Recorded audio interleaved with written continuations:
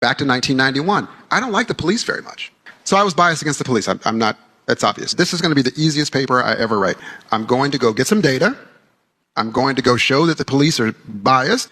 So I set up ride-alongs in Camden, Philadelphia, Houston, some places in Massachusetts to ride along with the police. I don't think I've received a better education since my grandmother taught me to read. It's a hard job.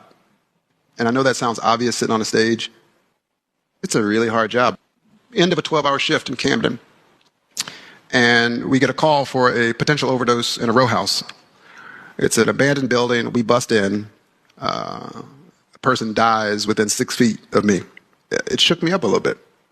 And so I looked at the guys I was with and I said, yo, how about beers on me? We should leave here, let the paramedics take over, we should go. And they said, we got to go back to work. And I said, but we just saw somebody die.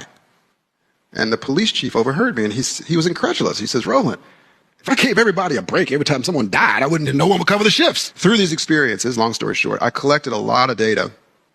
And those experiences helped me understand what types of data to collect. We collected millions of observations on everyday use of force that wasn't lethal. We collected thousands of observations on lethal force. So what my paper showed, you'll see tomorrow, was that, yes, we saw some bias in the low-level uses of force, every day pushing up against cars and things like that. People seem to like that result. But we didn't find any racial bias in police shootings. That was really surprising to me because I expected to see it. The little-known fact is I had 8 full-time RAs that it took to do this over nearly a year.